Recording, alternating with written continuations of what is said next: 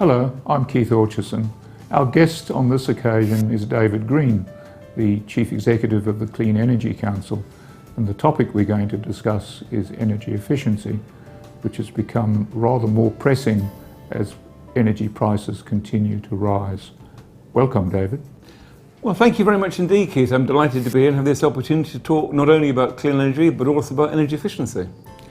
David, most of the discussion in the media and elsewhere these days is about renewable energy, but you've been at pains since you've taken over the Clean Energy Council to talk about energy efficiency as well. How well do you think we're doing with respect to energy efficiency? I think Australia's got a long way to go. I mean, Australia's traditionally actually been very good at energy efficiency. It actually used to lead the world on energy efficiency and product standards, particularly white goods, and a lot of the schemes you see across the world on product standards actually derive from Australia.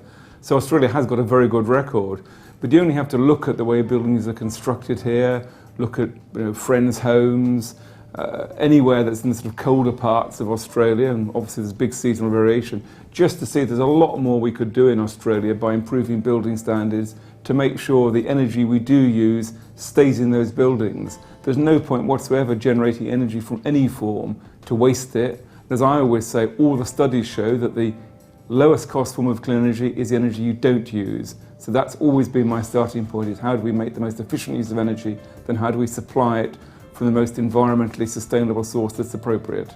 David, from where you're sitting, what would be the best policy settings to drive energy efficiency in this country harder and faster? Well, I think first of all we need to think about building standards, making sure that buildings are built from the outset at a high level of insulation, a high level of energy efficiency with good orientation to capture the sunlight is, I think, absolutely vital. Secondly, make sure that the building regulations set a trajectory to really ramp up existing housing if you're carrying out improvements or whatever, so over a period of time you get there. Now, underpinning that, you then need very often some degree of financial support, but I think the smart way of doing it is making sure you don't just have a sort of bottomless pit of grants. You set a trajectory and say, by this time we want to get to there, and we're going to have a program that will take us there. So you might have the classic kind of inverted U-shape, ramp up, do it, ramp down, so consumers know the direction of travel, know what's going to happen. I think it's actually particularly crucial at the moment because most households in Australia, and indeed globally, if you look at trends in energy prices, are going through a period of very high prices. That's a really good time to actually give people the opportunity to invest in what they can do to improve their energy efficiency. And it's the same in industry. A lot more can be done in industry with things like cogeneration to improve industry's energy efficiency as well. Won't work everywhere, but there's a lot more places that could work, from small hotels right through to large industrial sites. Whole package of things you could do. David, the current decline in the demand for electricity is seen in some quarters as grounds for reducing the renewable energy target. What's your take on what we should be doing?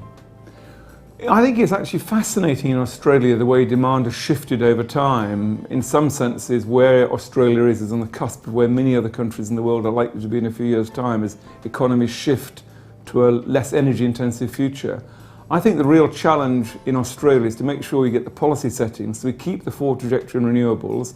I think we need to make sure we have policy stability so we get investment flowing. If governments endlessly tinker with policy settings, it doesn't just affect confidence in renewables, it affects confidence in a whole range of generation technologies. One of the lessons many of us learnt from the UK is you've really got to avoid tinkering with policies every 3 minutes. And actually, for many of us who've worked in this field, that actually requires a bit of control, a bit of not pushing the buttons too often.